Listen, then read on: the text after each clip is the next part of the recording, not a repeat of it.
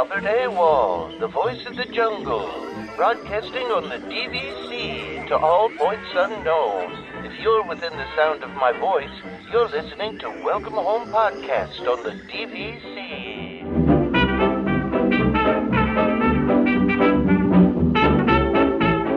Hello and welcome home. Thank you for joining us on episode 230 of Welcome Home, a Disney Parks and Vacation Club podcast. I'm Tom. I'm here with Trevor. There's no Damon this week. Damon is off at Dollywood. Yeah. Seemingly enjoying himself. Seen him posting a little bit. He seems to be having a good time. He does seem to be. Although I haven't seen any posts from the actual park or I feel like he posted a picture of the bus and nothing else. Yeah. But yeah, that's par for the course with Damon. He doesn't. Yeah, that's true. I'll be honest that in the past I don't think we've gotten even the bus pictures from him. That's true. Yeah, he usually I feel like doesn't. he tends to do a photo dump at the end. He's more of a photo dump at the end kind of person. Yeah. Yeah, he does. He'll usually kind of put stuff after the fact instead of while he's there. Yeah, no, that makes sense. Yeah. How was your vacation? How was your week off? It was good. We were out in Canmore, Alberta. For anyone that's been out in that area, it's pretty nice. It was it was a little bit rainy, which actually it was funny actually that we've had it hot here like it's been everywhere else, and for the first day we were out there, it rained, which dropped it down to 16 degrees. Which I'm sorry, I don't know the conversion to Fahrenheit. Yeah. But it was cooler, which actually worked out to our benefit because it's 60 degrees Fahrenheit. Yeah, which it's not bad, but it cooled things down enough that we could enjoy ourselves, because when it gets too hot, you don't really want to do anything, right? So yeah. But yeah, we had a good time out there. That's good. Yeah. Did you get a chance to? I know you wanted to see the Haunted Mansion movie. Did that end up happening or no? Oh no, actually we were going to, and we just we ran out of time. We were busy with other stuff, so it just didn't happen. Yeah. So we might try again. My wife actually has a couple of days off, so we might try and see it midweek or something. Yeah, there's so many movies I want. It's funny because my mom texted me, being a retired person, and she's they went and saw Oppenheimer, and my mom's like, "Oh, are you gonna go see it?" I was like, "I don't see any movies ever. Yeah, I when do I have time to go see movies? It's committing 2 hours to something doesn't sound like a lot of time, but it kind of is, because I guess it's more than 2 hours, because it's that Oppenheimer was 3 hours, I think. Yeah, right. But on average, it's because it's not just average, you have to kind of getting there. It's not like you just go watch the movie and leave. It's always I guess maybe I don't know how other people do it, but I always find that going to the movies is it takes a whole evening for me. It's not just I could do this and then go do something else. It's I'm basically booking my evening off for that thing, right? That's what I'm saying. Yeah. That's I don't know. My wife and I just don't do movie date nights anymore. First of all, most of the time, whatever we want to see is not the same thing, right? Mm-hmm. So that's too. Yeah. Yeah, because I think most of the time it's. We would both go see Haunted Mansion probably, but any time you do a date night, it's just absurdly expensive with babysitters and we buy dinner for the babysitter usually, and so and then whatever it costs us to go out, it's just a lot. So we don't do it as often, and typically when we do, we go and have dinner. We don't go do a movie or anything like that, but.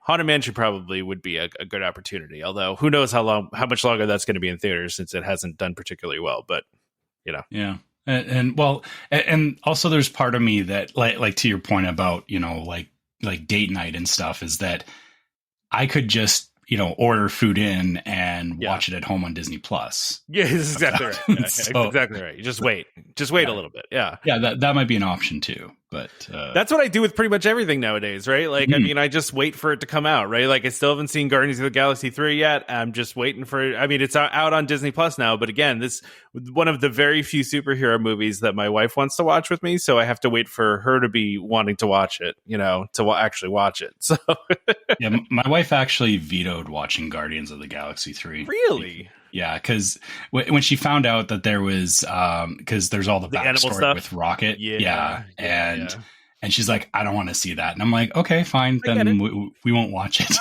Well, you can watch it without her, then, right? I mean, yeah, but like we'll sometimes sit down and like we'll find a movie on Disney Plus and watch it together every once in a while. But I suggested it to her, and she's like, I actually don't want to watch that. And so it's like, okay, never mind. We'll find something else. I get it. I mean, I've heard it's a little brutal, especially, I mean, I think most people really like animals and don't like seeing animals be hurt. But I mean, if you're especially sensitive to that, I could see why you wouldn't want to watch that, Yeah.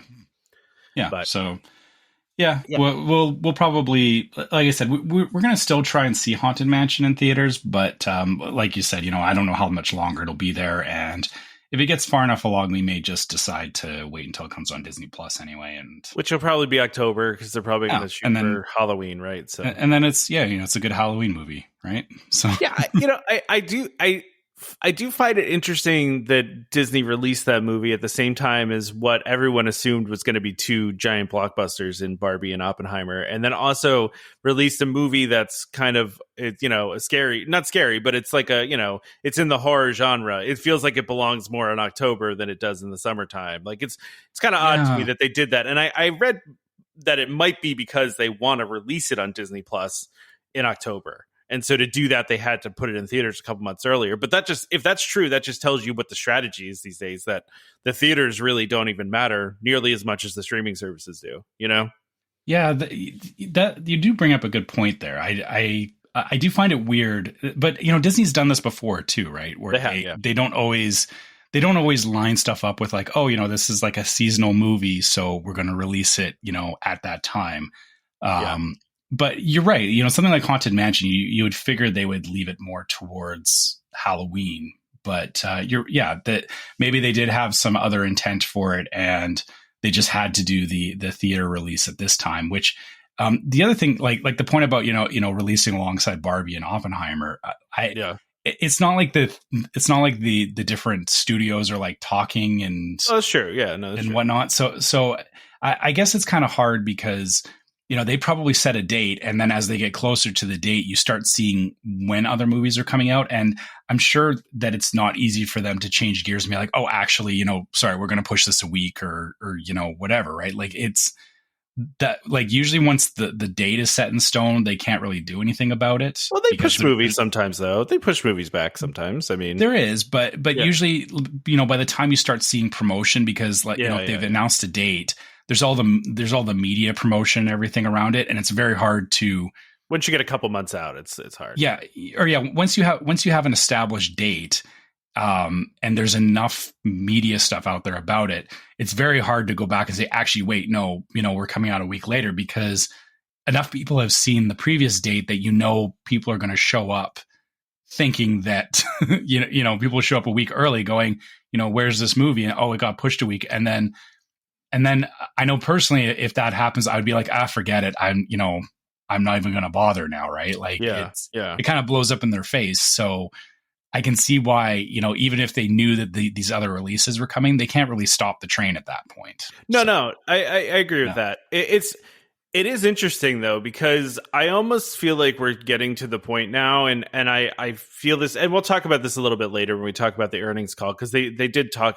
Iger talked a little bit about the movies from recently, and but I do feel like the theaters are almost icing on the cake at this point, right? Like, where it's they're putting these movies out, and it's obviously like, if it doesn't make a lot of movie money in the theaters, okay, who cares, right? Because it could get a ton of views on. It could be a thing, like Encanto. Encanto didn't make a lot in the theaters. Now, given it was right on the cusp of COVID, right? So like, you can't blame that. But like, Encanto was the biggest thing ever on Disney Plus, right? So like, in some ways, it's great that it makes a lot of money in the theaters, but it's also important for them to, to put that on the streaming service and get a lot of, get a lot of stuff there. And even, the Indiana Jones movie didn't do great, right? But Iger was talking about how the previous 4 Indiana Jones are some of the most played titles on Disney Plus right now because the new one came out.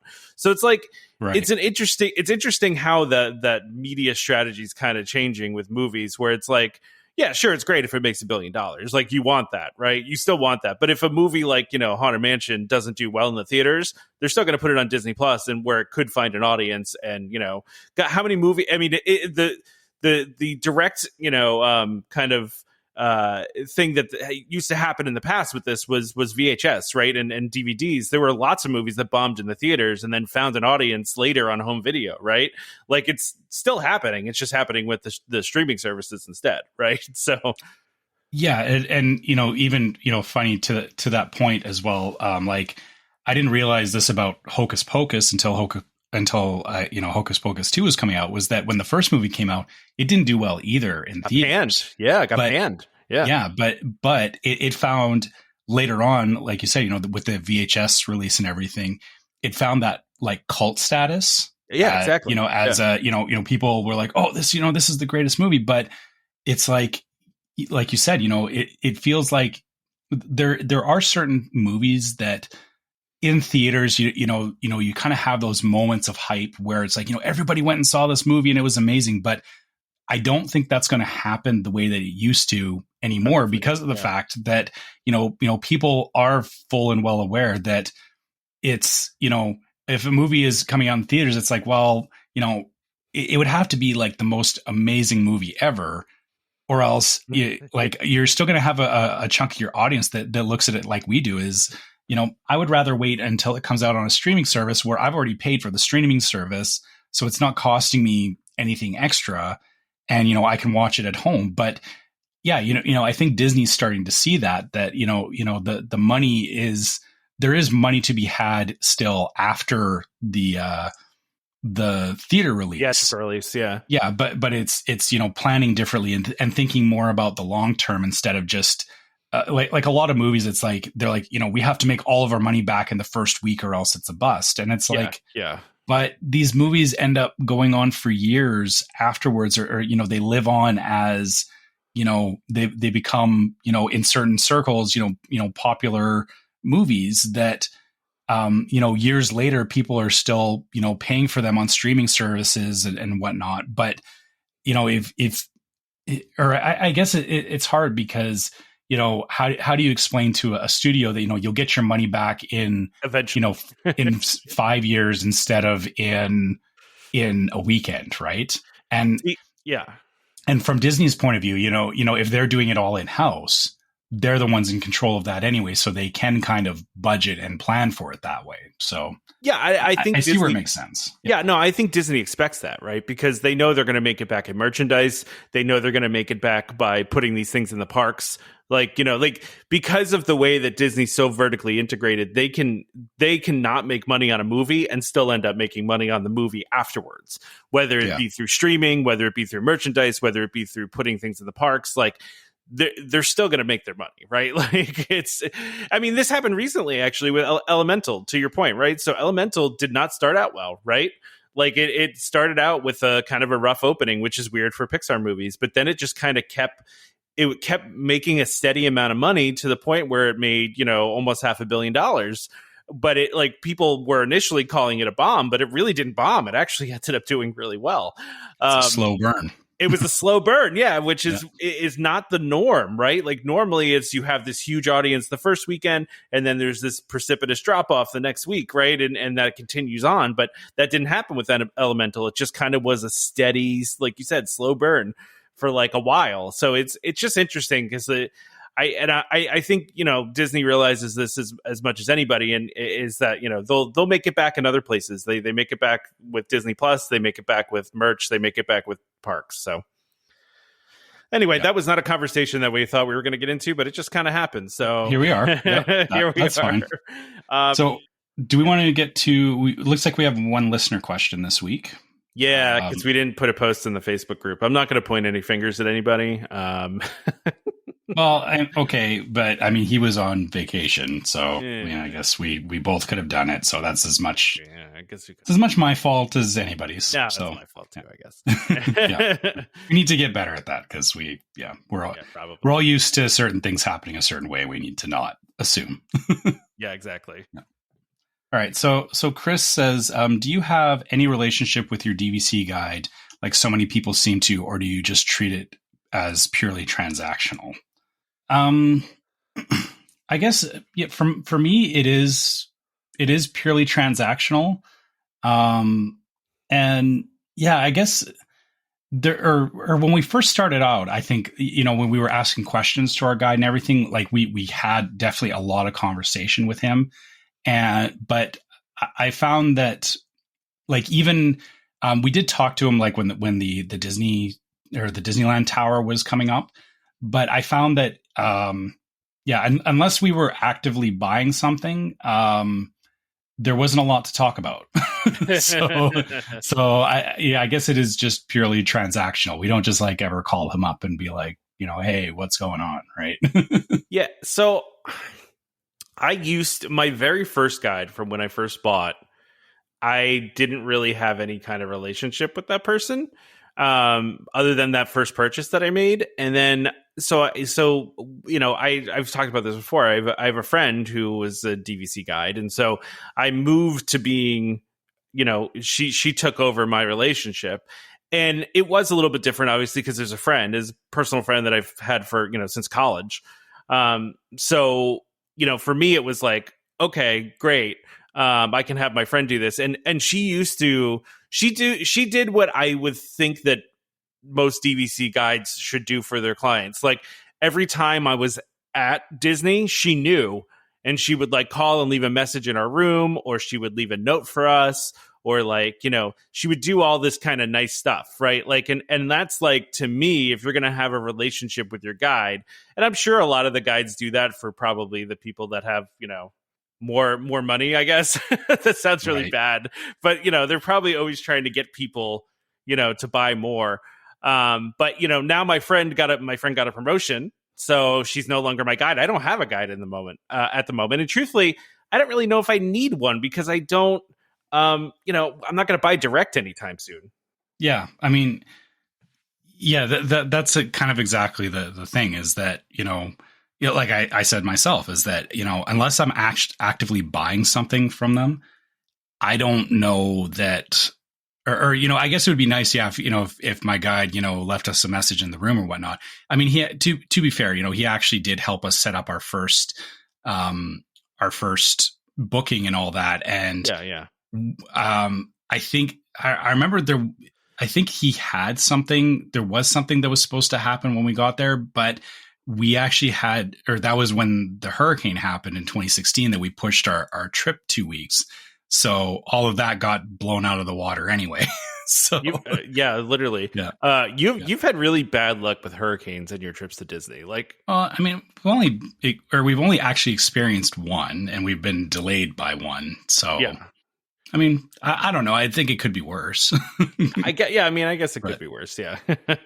But yeah, we're trying to avoid hurricane season now, but we'll see how that goes. It's hard though. Hurricane season's so long, but you're going in like early February though, right? Or you're going in February next year. So you're definitely avoiding hurricane season this time. So you say that, but who knows? I'm just imagining the weather report in my head. The very very rare February hurricane for Florida. Like it's not impossible, I guess, right? But yeah, I actually have been. I'm still thinking. I think we're going to go for one day the week of Thanksgiving. I've been talking about this for a while, but I think that's gonna happen. We're just going to do a Magic Kingdom day just to see the decorations and all that stuff, and take my daughter for a day since we're going to be right around the corner basically. So I think it's happening. I'm not going to tell my daughter that we're going to do a surprise thing. So.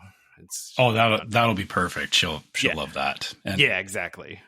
Yeah, and she hasn't gotten to experience the Christmas stuff at Disney yet, has she? Yeah. No, she hasn't. I am a little worried about the crowds, right? Because I was looking at crowd calendars and I was like, maybe like the couple days. I mean, like, earlier in the week before Thanksgiving, it'll be okay, but it's gonna be awful. But it is what it is. I mean, like you have to just go into it expecting it. We did. I talked about this on the show before too, years ago, maybe 7 or 8 years ago. We went and our last day was the day before Christmas Eve, and that last day was crazy. Like, you couldn't walk, kind of crazy. Like it was really, really, really difficult.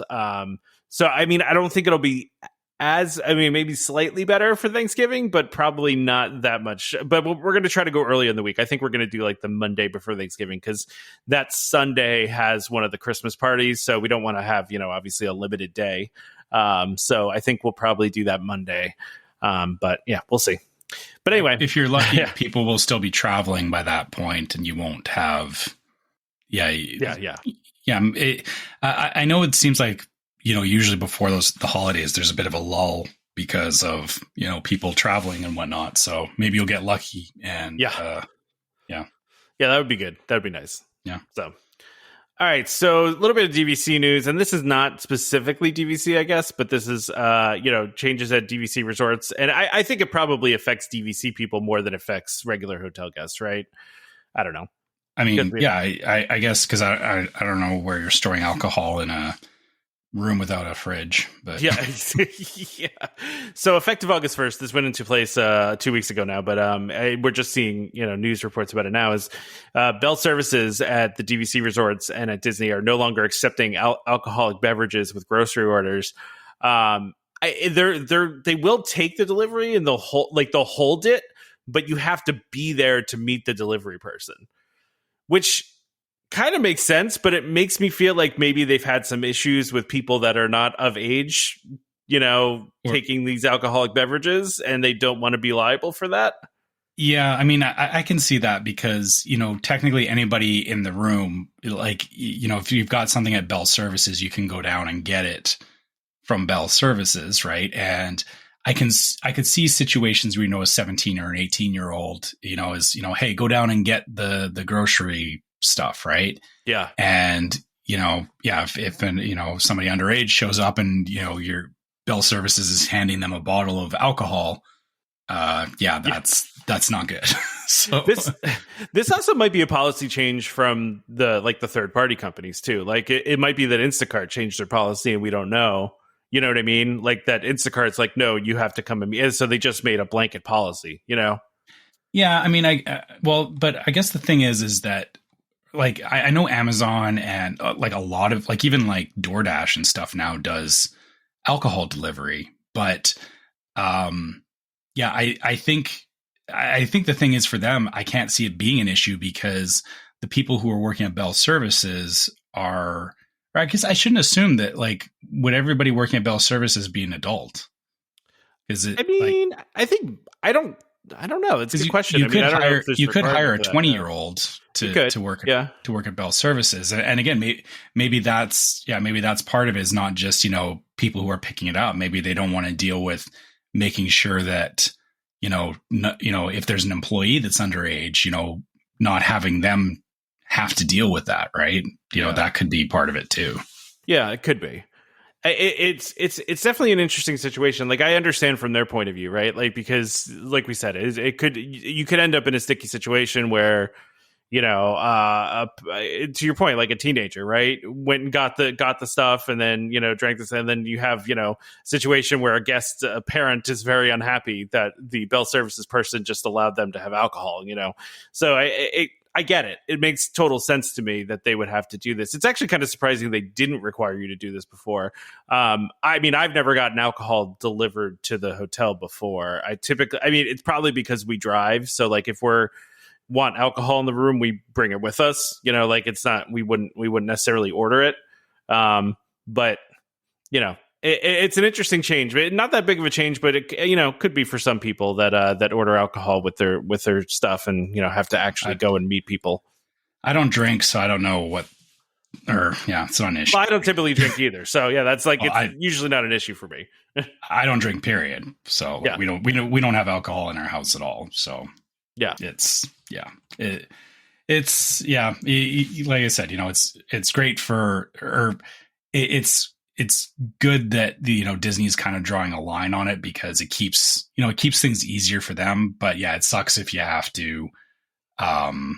It sucks if you're somebody like you said who has to, or not has to, but wants to have alcohol while you're on your trip. But I mean, I don't know. I guess that would, even if I did still drink, I feel like that would be like the lowest priority at Disney. I don't know. Maybe that's... Listen, I agree with you. I am on your side with this.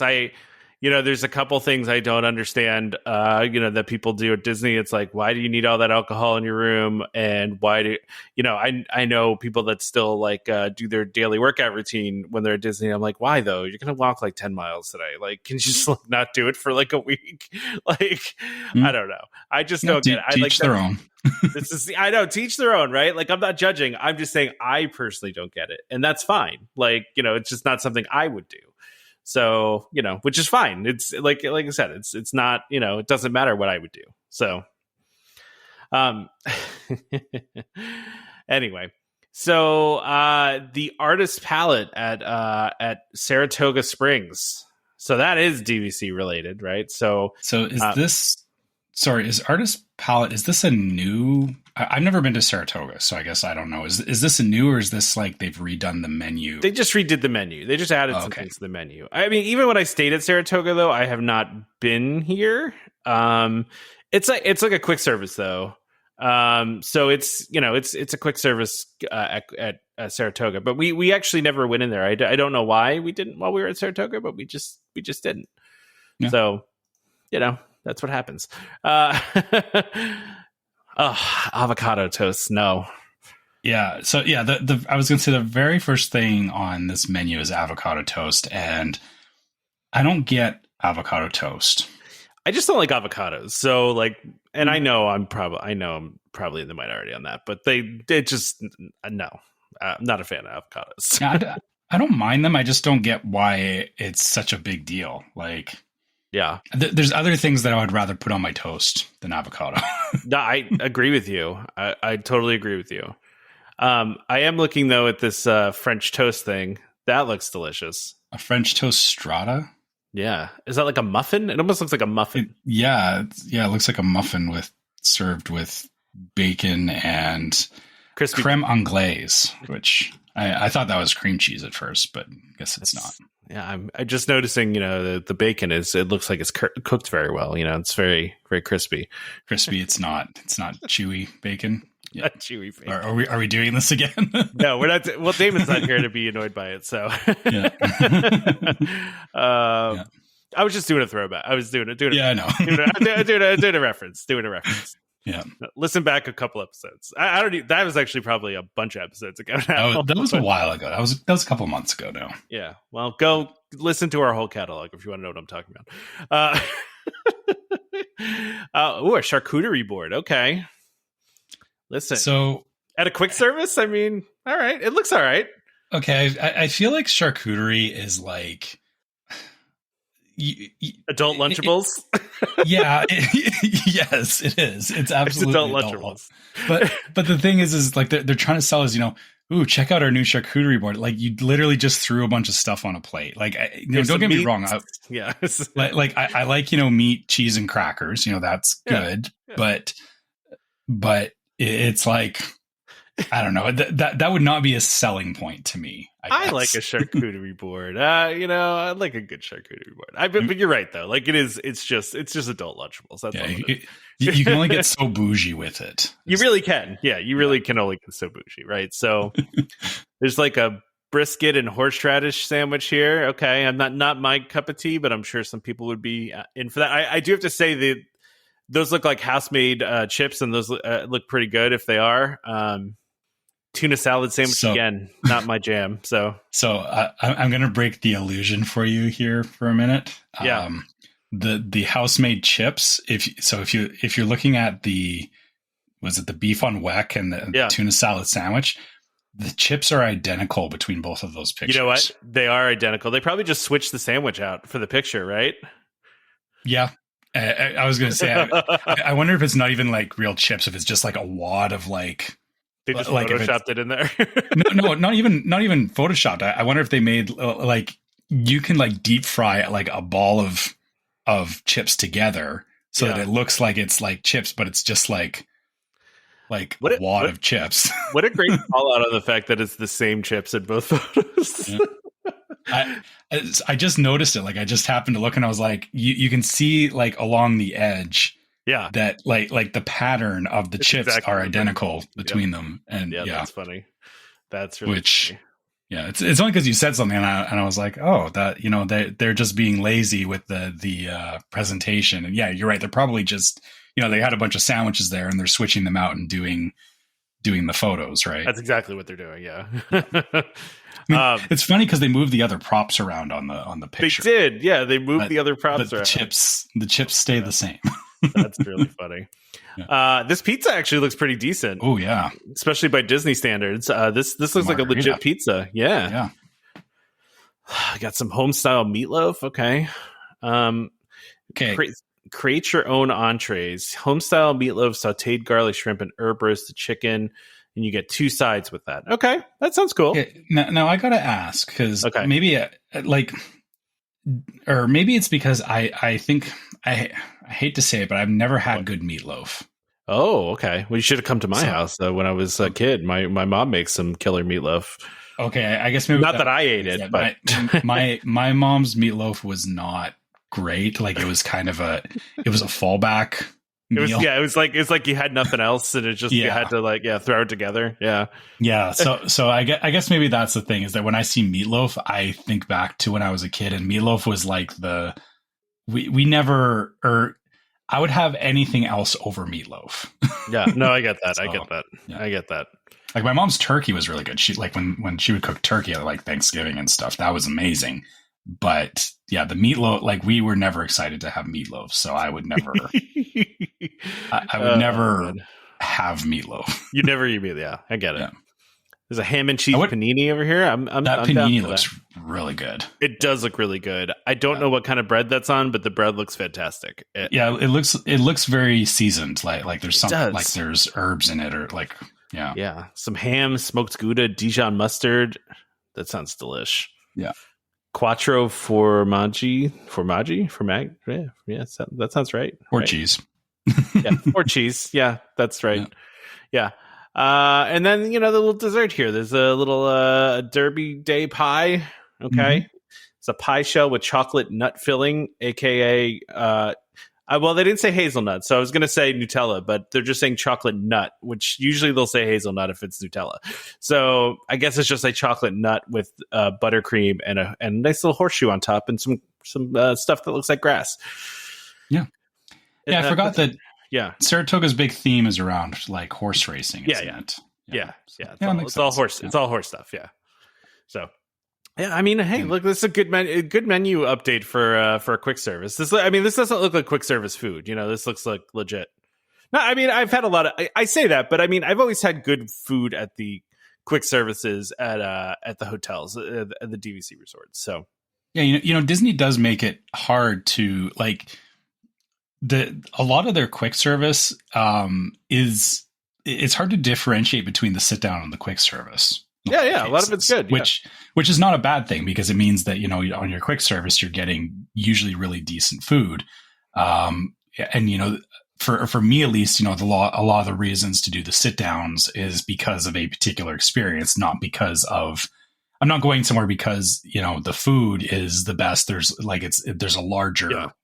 Piece to it, right? So it's it's good that like a lot of this I could think that this was a sit down menu if we didn't know it was Artist Point.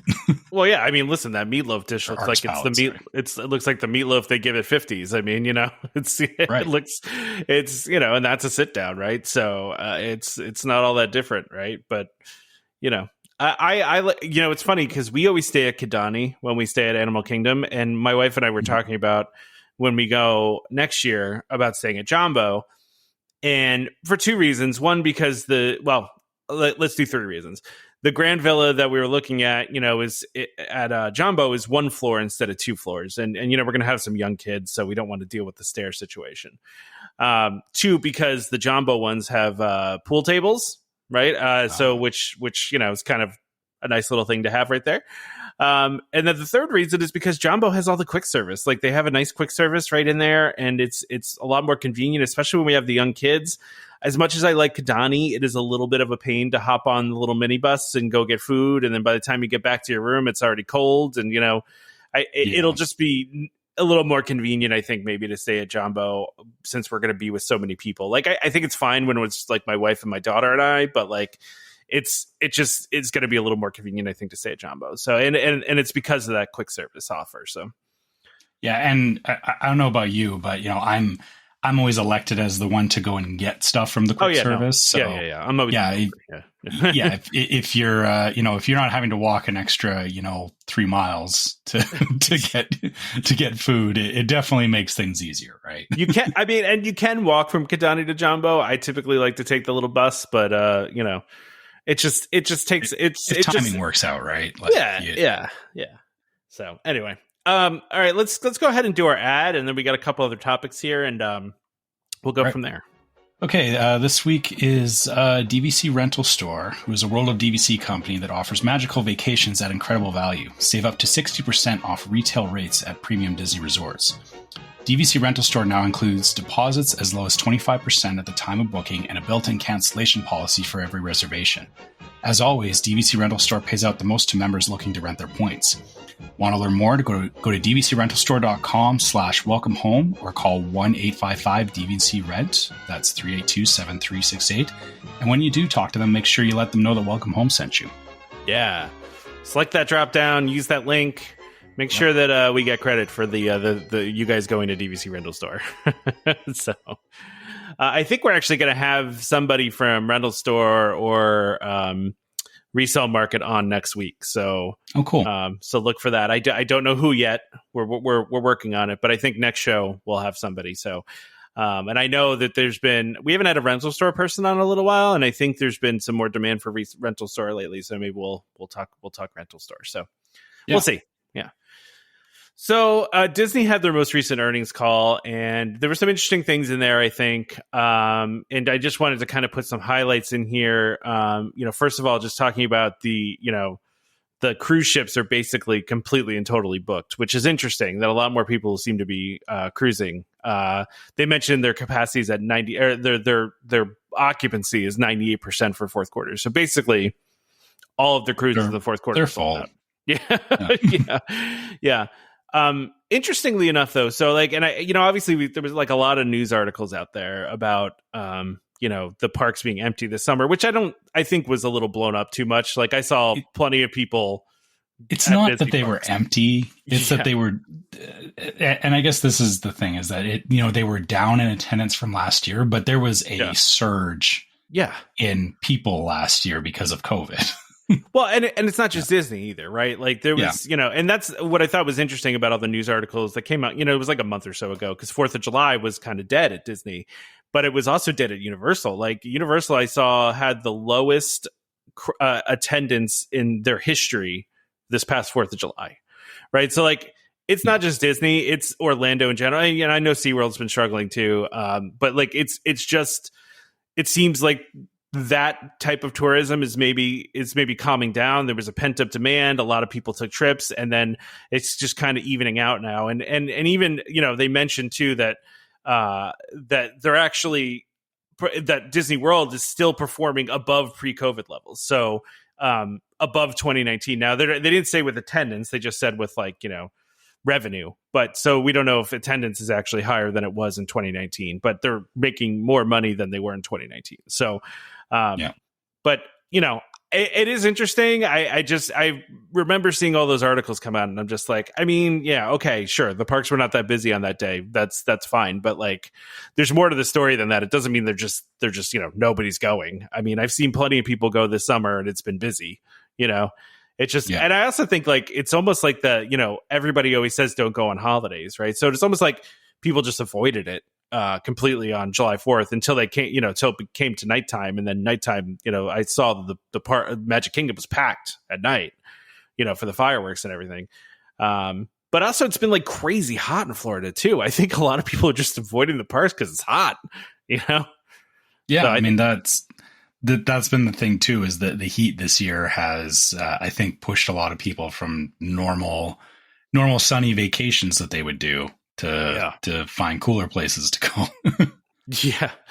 Yeah. So interesting though, like, so Disneyland's still doing well, and the parks, international parks, did very well this past quarter. Disney World was a little bit softer, but again, it seems like it's a problem overall in Orlando. Go ahead. Sorry. Well, actually, I was going to point out here that, as you were saying, the other parks are doing well. They do specifically call out for Florida that they're adjusting for Star Cruiser accelerated depreciation. Yes. Which it sounds, or later down or further down, it says the results reflect an approximately $100 million accelerated depreciation charge related to the Star Cruiser, which $100 million. Well, it's $100 million in this quarter, Trevor. The next quarter is 150, so it's a total of 250 that they're writing off for the Star Cruiser. $250 million they spent on that. That is crazy how expensive that was. Yeah. Well, now you know why it cost $6,000 for 2 days. Yeah. Wow. Yeah, I mean, somebody broke it down per room, and I forget what it was. It was something. It was like a couple $1 million per room. Now, given that's not really a good way to look at it, right? Because they obviously didn't spend all the money on the rooms, right? Like they spent the money on the common areas and all that stuff, right? But yeah, that's crazy, right? Like we didn't really know how much it costs to build a Star Cruiser, and 250 is probably not the accurate number. That's what they're writing down, right? Like that's the hit they're taking on their balance sheet, but that's. Yeah, it's crazy that it's $250 million. Like, wow. Yeah, absolutely crazy. But so yeah, they mentioned too, that part of this is they're coming off the 50th anniversary celebration. Part of it is that they're coming off of pent up demand. So they said, post COVID pent up demand is leveling off in Florida. Universal reported the same thing in their recent earnings as well, that they were seeing, quite a bit of softening in their attendance as well. But they've also, they're talking about too, that they're going to still be making investments. He says they're going to make numerous investments globally to the parks over the next 5 years. And then they're going to, they say a couple different things here too about like, how international travel has been expensive. So, which is also hurting them as well, because of the strong dollar, right? Which is something that affects you, right? So, yeah, that does definitely, for us, we are fortunate enough that because of, having DVC and all that it's not enough to push us away from traveling to Disney, but it definitely, we definitely do think a little more about what we want to spend. Yeah. And, for a lot of people, like, there's, friends and stuff that I talk to, and they're like, yeah, we were thinking about going to Disney this year, but, I think we'll save our money and maybe look in a year or two, is kind of the story that I'm hearing. Because, and a lot of it is, the dollar, people look at it and they go, the dollar's not in a great place right now, or the Canadian to US dollar isn't great. Yeah. So, people don't want to spend the extra money, which, unfortunately does hurt Disney's bottom line. So, yeah, no, it does. Yeah. They did mention here domestic parks attendance grew slightly year over year. So it did grow. It's not like it actually dropped. So like, despite all the articles you saw, their attendance still grew in the third quarter. So it's just not growing as much as it was because, of all that pent up COVID demand. So, yeah, and they even mentioned here too attendance composition changes, which is code for more annual pass holders coming into the parks. Yeah, and it's there's one last part here, and actually it's funny because what you're talking about is sustainability, right? Like they had that spike after COVID, and now it's leveling off, and you have to find where that sustainable area is, and so the last point here is actually around we were talking about movies earlier, and that they said regarding studio performance, let's put things in perspective a bit. The studio has had a tremendous run over the last decade, perhaps the greatest run in any studio that's had has had multiple billion-dollar hits, and they list like Guardians of the Galaxy, and Avatar for some reason. Well, Avatar made over $1 billion. Yeah. So yeah, Well, and, I guess I didn't think of that as a Disney movie. It is now. Yeah. Yeah. No, Yeah. it is now. Yeah.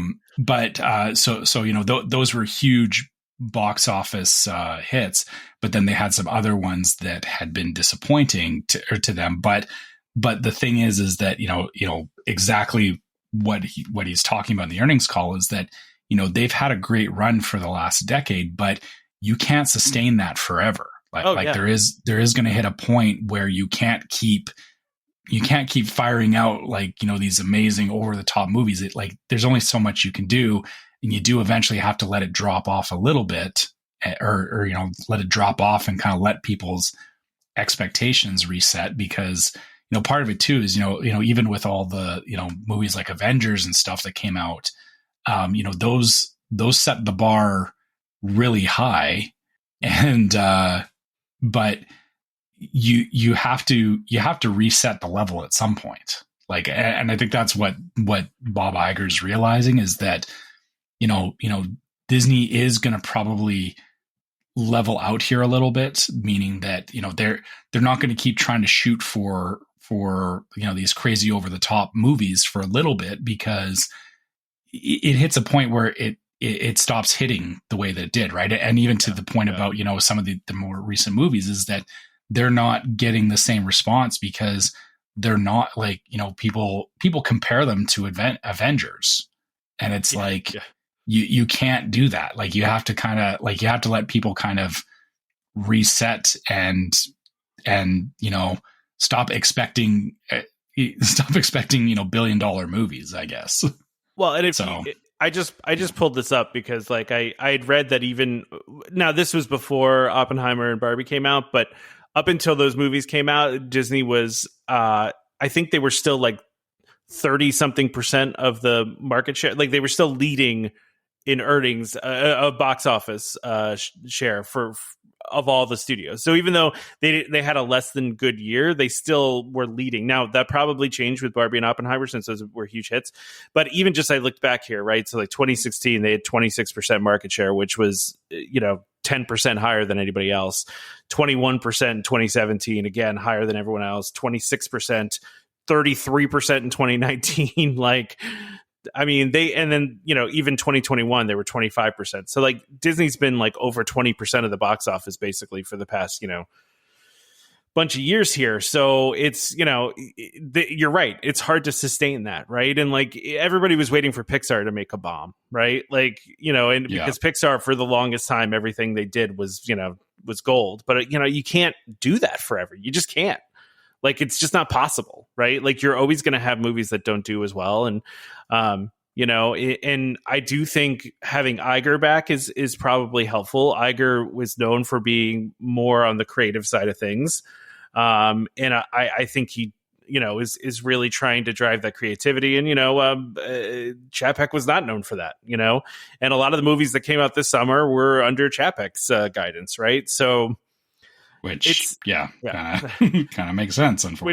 Which it makes sense, right? So, but listen, some interesting things in here. The company, is doing fine. I mean, they're definitely dealing with a lot of stuff, especially with all the strikes going on, and reducing travel. But Iger keeps saying that one of the most important parts of this company is the park. So, as a Parks fan, that is always great for me to hear, because that makes me feel good that Iger understands, at least. And I hope that the next person understands that the parks are, such a key to their business, that they have to continue making them better and continue what they're doing, and not let them fall by the wayside, Yeah. But that also, I guess I also take that as, that doesn't mean that, kind of the same thing as the movies, is that, we've talked about, well, what's the next ride, or what's the next big thing that Disney's doing in the parks, right? Yeah, yeah. And it doesn't necessarily have to be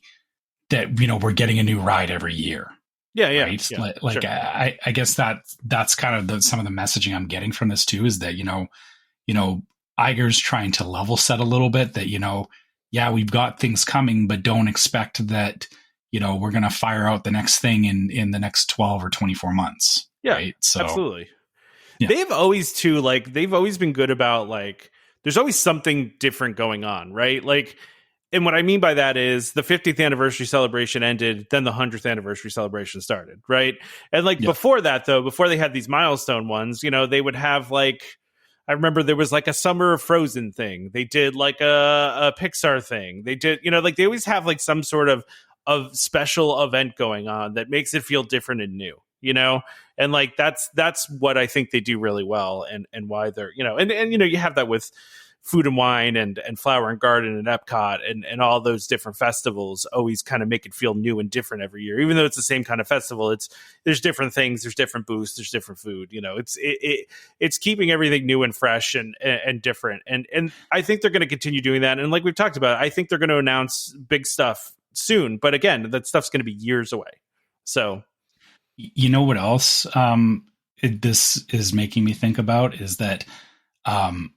As much as people don't like, you know, nobody likes to hear that, you know, that there's a lull in the parks, or that, you know, that attendance is down. Like it's funny because, you know, people hear the whole, like, you know, oh, you know, things are not as good as they were last year. And so that gets extrapolated to, oh, you know, Disney parks aren't doing well. Right. Yeah.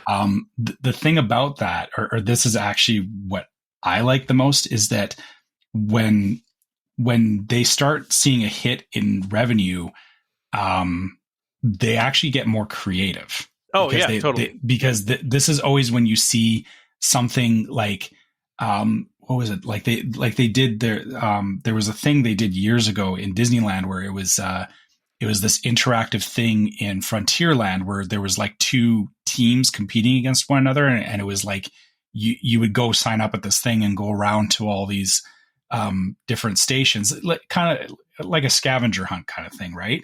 Yeah. And you know, it didn't run forever, but you know, it was something that they were trying with like, you know, interactive entertainment. And the thing is that the way I see it is, you know, when people go, oh, you know, they're worried about, you know, things weren't, you know, Disney's not doing well, is, you know, that's kind of when they kick into overdrive. Yeah, and that's always when you get the more interesting stuff that does happen. And you do have to be patient because, you know, it doesn't happen instantly, but I'm hoping that, you know, to your point, you know, not just that we see more, you know, Food and Wine stuff, you know, that they try, you know, hey, they're going to try something new in the parks that you've never seen before. And when you go, you get to have an experience that you would have never had otherwise. Right. That's what I'm kind of taking from this, is that, you know, Iger is definitely level setting, and he's, you know, they've got some stuff planned, but he's also not going to show his hand right away either. And yeah, you know, I just want to see what happens, because, you know, it gives me more reason to go back to the park. It's not that, you know, I still just love going to the parks anyway, but yeah, you know, it's always nice when you go there and, you know, they're trying something new. And there's something exciting and new and different that you could do, you know? Yeah. And it doesn't always have to be a ride, right? Like, yeah, absolutely. You know, sometimes those experiences are just as valuable as, you know, getting a new ride. No, I 100% agree with that, and like those special events and stuff like that. But I mean, I feel like every time Bob Iger speaks, he says the same thing, that and he said that in the earnings call, I'm very optimistic about the future of this business over the long term. And he said, you know, making investments in the parks, and, you know, he's talked many times about the $17 billion that they want to invest in at Disney World. So I think we just need to wait to hear what that's going to be. Right. Like we just need to wait until to hear what that is actually going to consist of. And well, I mean, I think we're going to hear it soon enough. Like I said, I have been speculating. I think we'll hear at least, you know, before the end of the year or early next year, you know, what the plans are. They're going to lay something out. But I mean, I remember D23, like 5 or 6 years ago, maybe even more recently than that, where they laid out like everything they were going to do. Like, remember how many things we had to talk about on that one D23 show where it was like they announced all this stuff they were doing and adding. And I mean, it might have even been when they were talking about Star Wars, and you know, they were going to put that theater in Magic Kingdom, which got canceled, and all the Epcot stuff and like all that. Like, I feel like we're going to have a big announcement like that at some point. So, but we gotta wait and see. Yep. All right. So since it's August here, you know, let's talk about Halloween. It's Halloween. What are you talking about? Yeah, it's Halloween. Yeah, Halloween's happening right now. So first of all, I'm gonna say a couple things about this. So we are looking at some photos of the exclusive Nightmare Before Christmas popcorn bucket that has debuted at Mickey's Not So Scary Halloween Party. The first thing I'm going to say is this is not a popcorn bucket. It's a popcorn bucket holder. It's a popcorn holder. So, and I want to make the differentiation on that because to me, a popcorn bucket actually holds the popcorn. This is just holding the container that holds the popcorn, which is fine. It's fine. This is more of a display piece anyway than something you'd want to like put popcorn into.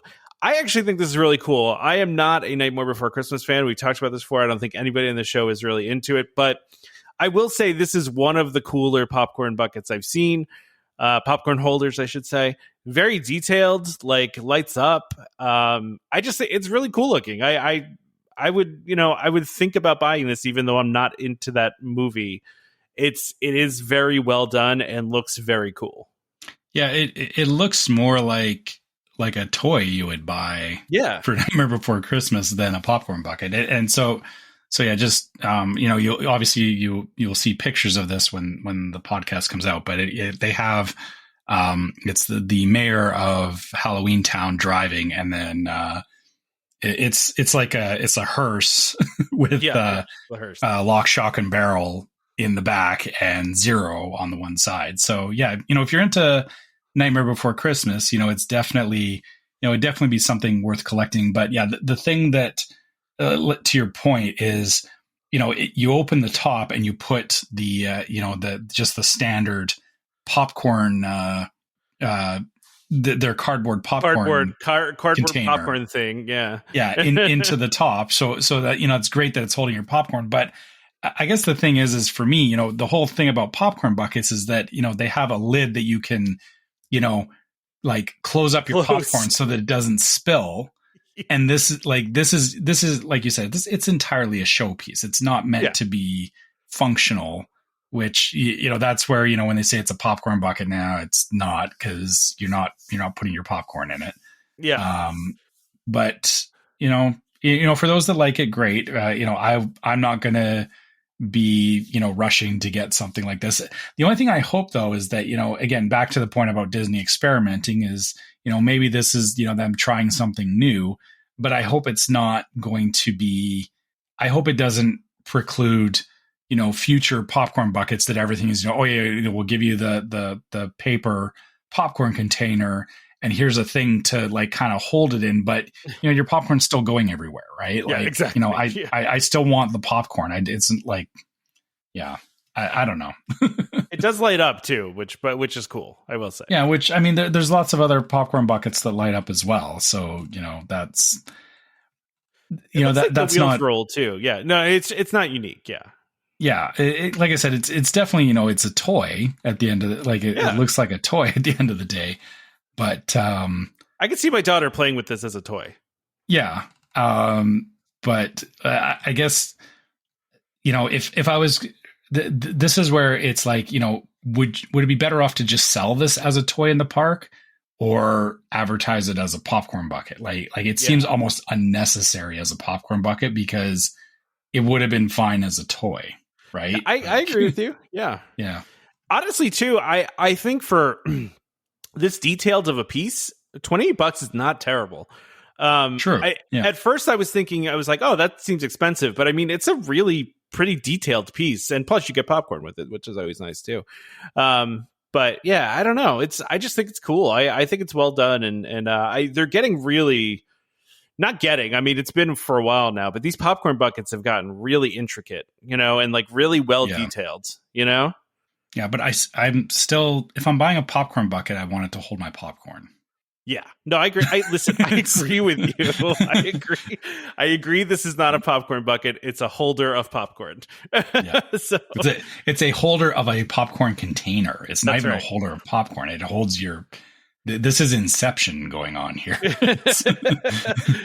We're no longer holding the popcorn. We're holding the holder. Popcorn that's holding the popcorn. We're holding the container that's holding the popcorn. Yeah. Oh man, that's funny. The other thing that I saw posted about this, which I really love what they've been doing with the monorails lately. It's such a simple, small thing, but it's just really cool. So for the Halloween party this year, you know, typically you see all the orange and purples, you know, the colors lit up everywhere. Well, now they have the monorail fleet during the Halloween party with the LEDs on the bottom with purple and orange, which is I love this. I love that they're doing this. It's just one of those things that Disney does that you just are like, yeah, that's awesome and cool. It's simple, but it just further adds to the impressiveness of the monorail, which, you know, the monorail is already a cool thing in and of itself. And then, exactly. You know, if you're leaving the Halloween party and it rolls up with the, you know, the purple and orange on the bottom. Yeah. You know, just please, Disney, just keep doing that. That's the kind of thing you would remember as a kid, right? You know, like, totally. Like you would remember walking, like, you know, you're half asleep, you're walking out of the Halloween party and you see the monorail going by. And it's just like one of those, like, I remember the Main Street Electrical Parade from when I was a kid. I remember the water pageant from when I was like really young. You know, it's like one of those very few memories I have from being a young kid at Disney World. And this is something I would totally remember, you know? Yeah. Yeah. So well, anyway, yeah. You know, even if you're staying anywhere, you know, near the Magic Kingdom, you know, you see the monorails go by and, you know, just, you know, you'll be able to just see these rolling by with the colors, right? Exactly. Like, you know, any kid looking out their hotel window, like you said, you know, you're done at the party, you know, going back to your room and you just see the monorail go by. Like, yeah, it's that's Disney's doing exactly what they should be doing for our Halloween parties. So I'm expecting that, you know, the same thing will happen at the Christmas party. Yeah, I was actually just going to say that. I'm assuming we're going to see red and green monorail colors going through the Christmas party. So, but listen, if I go during that time, I'll let you know. But I guess I won't be going to the party. I'm not going to the party, but you may still catch the monorail depending on when you're there, right? Yeah, I mean, I don't know. It seems like they're only doing it on party nights, which, you know, fine, but yeah, you know, I guess I've found that, you know, Disney they say that, but my experience was like when we were there, they still, like, some of those things they didn't care enough to like switch it off on the non-party nights. Yeah, like it was still there. Yeah, they just did it still. Yeah. So the last thing here, the last item we have for today, because we talked about this last week and the week before, there's not a lot of news going on right now. You know, there's Halloween's ramping up. A lot of people are, you know, kids are getting back to school, and it's a little bit of a lull with Disney news, and that's okay.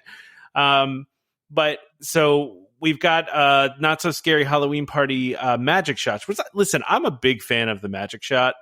I will ask every PhotoPass photographer to do a magic shot whenever we do it, which probably annoys them.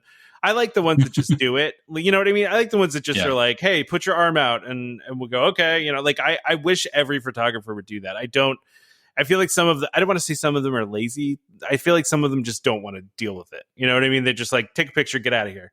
You know, like, yeah. But I appreciate when they just do it. But it's nice to ask for these too. So there's some new ones for the Halloween party. We've got one where it looks like the poison apple is being given to you. Yeah. I don't. What's in the top of that? Is it like a stick? Is it?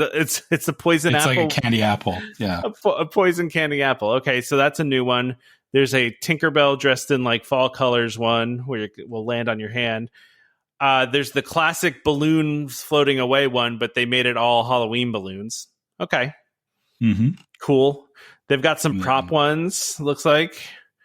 They got these, they got the classic Halloween episode ones. Yes. With Huey, Dewey, and Louie dressed in their costumes from the old, that, I can't remember the name of the episode. Yeah, what was that? With the witch. What was that cartoon? Yeah. Yeah. I recognize it, but I'm trying to remember what it was from. I can't remember the name of it now, and it's going to drive me nuts. But it was the one where they go and they knock on the witch's door, it was the witch helps them mess with Donald because they knock on Donald's door, and Donald was a jerk to them. Yeah. As he tends to be. Yeah. As he Yeah. tends to be.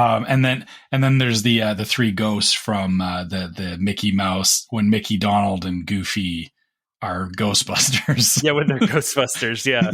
Before the Ghostbusters. Before the Ghostbusters. Yeah. And those are the new ones, but they have returning the dancing skeletons, which, by the way, my daughter is obsessed with that dancing skeleton cartoon from like the 20s. Yeah. They just actually recently like redid it. Well, not like remade it, but they like what do they call that? Yeah, they upgraded it like so it looks a lot better. And I thought my daughter would be scared by it because it is kind of scary, but she's like obsessed with it for some reason. She just absolutely loves the dancing skeletons. And I would love to do this photo op. It's a cool photo op for sure. Yeah, it's cool that they actually get like the black and white filter on it. Yeah. Which it's very nice. Yeah, and there's also another. I'm just looking at the new ones because some of these are the same. Like they have the Hitchhiking Ghosts by the Haunted Mansion. Well, by Hall of Presidents. Headless Horseman. A new one though is over by Storybook Circus. They have Maleficent attacking you, which is kind of cool. Yeah, that's a very cool one. I like that one. Like coming around the side of the building. Actually, it looks like yeah. That one's cool. I like it. Are there any other new ones? No, the rest of them are the same. But listen, I've always wanted to do the Halloween party. I will do it one of these days. It's just not right now, but I will. We're going to get my daughter there at some point when she's going to appreciate it, because I don't want to spend the absurd amount of money it takes to do it and have her fall asleep at 8:30. So yeah, you definitely want to be up late for that one. She's not an up late kid, man. We'll get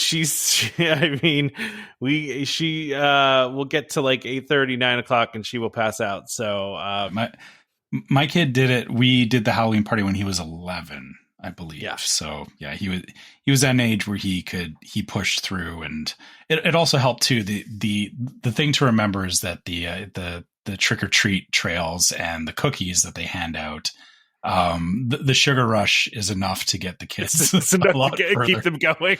Yeah. You just need to throw sugar at them. Yeah, just be prepared for the crash later, because it does come. Yeah, you got to just give them some pixie sticks and I just one last thing. We're out of news things, but I wanted to ask you this, Trevor, and I know I do this sometimes, and you're like, of course we have that thing in Canada that you think we don't have. So I was recently, I saw in the news recently that locally here, our only drive-in movie theater is coming back. And I don't know, is that a thing up in Canada, drive-in movie theaters? Yeah, we used to have them as well. The one that we had, particularly in my city, it was next to an oil refinery. Oh, great! And there was a fire. And, well, that's yeah, and it never reopened after that. But yeah, I went to the drive-in as a kid, and they do the pop-up ones here every once in a while too. Okay. Like we'll have them around the city where they'll advertise a pop-up drive-in theater. So you want to talk about getting me to go to the movies more? I would totally do more drive-ins. Like if they had drive-ins made a comeback, I would be going to the movies a lot more. I know all of them basically closed, but and there's very few left. But man, I used to love the drive-in movies. It's like a whole experience. Like my daughter would be all about that. Like if we could do it, but the hard part for us up here is that the drive-in really only operated during the summer because we don't. It's too cold in the winter to be doing drive-in. That makes sense. Sense. No, it's just one of those things I wish would make a comeback. Like they need to come up with like a cool new concept for it and make it like a hipstery thing, and then it will be good. Right. So yeah, I mean the hard part is that you have to, or you're showing up in your car, you have to keep your car, or not keep your car running, but you have to turn on the radio. Yeah. And then like your sound system is not great in the car versus at home. Like it's a hard sell, I think. But you're right. If they figured out some kind of experience to it that, I mean, people also like, that retro experience. So, I mean, that could be enough. But I agree. It would be nice. Like I said, we get the pop-up ones every once in a while, but then the problem with that is that it's, they're usually showing it's whatever movie they're showing. It's not that. Movie, like it would be nice to like oh, I want to go see the Haunted Mansion in the drive-in. Like that would be kind of cool. Like, but yeah, I think so. I don't see that happening. Yeah, that's fair. That's fair. Yeah. All right, let's wrap this thing up. All right. Everyone okay, assumed a Tom and Trevor episode would go for an hour and a half, and here we are, barely over an hour. But it's also, we're at that. We're at that lovely time where, we're kind of waiting for Disney to, like we said earlier, we're waiting for, like D23 and stuff like that. So there's not a lot to talk about. Yeah, there's not as much. Yeah, which is fine. Yeah. So as usual, if you guys, if you have any questions for us or you want to share, your own experiences and whatnot, you can always reach us at welcomehomepodcast@gmail.com. We love hearing from you guys. So, keep the emails coming. And also if you're on social media, you can always find us on Facebook as Welcome Home Podcast. You can find us on YouTube as Welcome Home Podcast and Instagram as Welcome Home Pics. On Facebook, if you look for Welcome Home Disney Waitlist, that is our Facebook group where we have a bunch of our listeners all talking about Disney stuff. There's far more knowledgeable people than us in that group that love sharing information. So, if you ever have questions, come into the group and, check out who's in there. You may find that you can make some Disney friends, which is always good. So, check that out. I know, Tom, we talked about it on YouTube now. Is the podcast available now through YouTube podcasts? Yes, but only the last 2 episodes, right? So we're not going to go into the back catalog and post them all. That would be a lot. But going forward, yes, all the podcasts will be posted. You can get them through YouTube Music or through our YouTube channel, through the podcast tab. So it's really easy to get to, but if you also subscribe to YouTube Music or use YouTube Music, you can, there's a podcast section there too, where you can search for us and listen to the show there. So, so that's an option as well. All right. Yeah. So if YouTube is your thing, we are more available now on YouTube. So you can flip over there and listen to us on YouTube. Also, if you wanted some Welcome Home merchandise, you can go to store.welcomehomepodcast.com and check out our t-shirts and glasses and all kinds of stuff that are mugs. So check that out if you'd like to get some merchandise. Maybe get some shirts for your next trip to Disney. And if you do, we people post pictures of them wearing our stuff in the parks all the time. So. We love seeing that. So, if you buy something, share a pic. We love seeing it. Yeah. And also, if Patreon is more your thing if you wanted to support us, you can go to patreon.com/welcomehomepod and check out our different levels of Patreon support, which all have exclusive merchandise to Patreon. It's you can't get it in the store. You can only get it through Patreon. And also, if you support us through Patreon, it also gets you access to the Discord server, which is another place that we talk with our listeners. It's a little more intimate and direct. And so if that's of interest to you, please check us out on Patreon. I should mention too, the Patreon, those gifts, you don't have to buy them. Like based on whatever level you support us at, you just get it as part of your support with us, right? So it's not like you get access to a specific, like you subscribe to a specific level of support and then you got to buy something extra. You just automatically get it based on the level that you subscribe to us at. So that's and that's something we really wanted to do for the listeners. Like it's it comes out of what goes to us, but we wanted to reward you guys for supporting us. So so don't think you have to buy anything else. If you just support us on Patreon, you just get a free gift at every single level. There's some sort of gift that you get for free. So make sure you check that out if that's or if you want, again, we've got shirts and stuff on there. So if you want something to wear in the park, it's something worth looking at. And last but not least, if you're listening to us on iTunes or Spotify, leave us a 5-star review. It does help more people find the podcast. Do they do the star thing on YouTube? I actually haven't looked at. I actually don't know. You can comment on YouTube though. Obviously, you can comment and you can like and all that stuff too. So but you can't necessarily rate us. But So to that end though, if you're listening on iTunes or YouTube or whatever, leave us a review. We love to hear what you guys think about the show. So we would love to. we'd love to get more reviews. We do try to read them out on the episode. So, you never know. If you leave us a review, you may hear it on the episode. Yeah. Have we? Or I got a couple. Oh, you did get a couple new ones. Okay, I know there was some last week when I was away, but yeah. What do you got? Let's see. Should I just read one, or should I read two? Should I save one for next week? That's up to you. All right, I'll just read one for now. Yeah. This is from DL Miller 14. Great group and fun to listen to. Found this podcast back in March when I was looking for a Disney podcast. Only took an episode or two to become an immediate fan. The mixture of opinions but enjoyment for Disney is what hooked me. That it wasn't just, quote, look at what Disney's doing. Disney's so great all the time.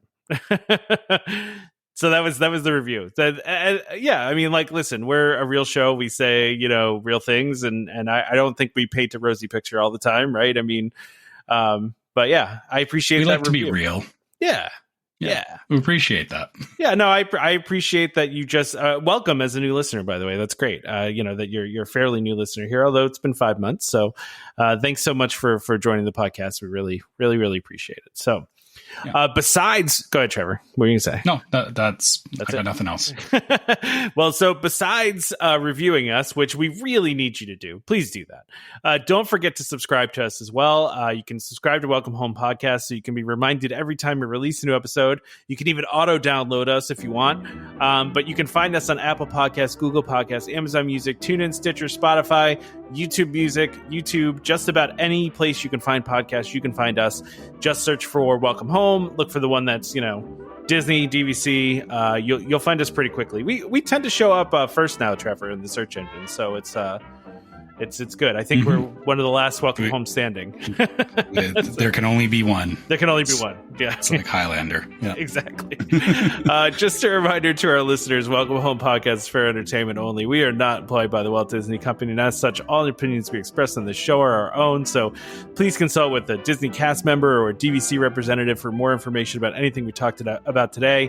Huge thank you to DVC Rental Store for sponsoring this episode, as well as World of DVC for continuing to be a supporter of this show. So please go if you're interested in renting out your DVC points, making a little extra money for yourself, when you can't go to Disney, or trying out DVC, even if you don't want to try out DVC, if you just want to stay at deluxe resorts at discounted rates, you could do it that way too. Just cheaper Disney vacations. Exactly. Yeah. DVCrentalstore.com/welcome home. Please check them out. Join us next time for more Disney Parks discussion. Of course, more DVC talk. We hope to see you all real soon. This is Skipper Albert Awol, the voice of the jungle, signing off from Welcome Home Podcast on the DVC. Do a huddle when we hit its hair. How she can cuddle is no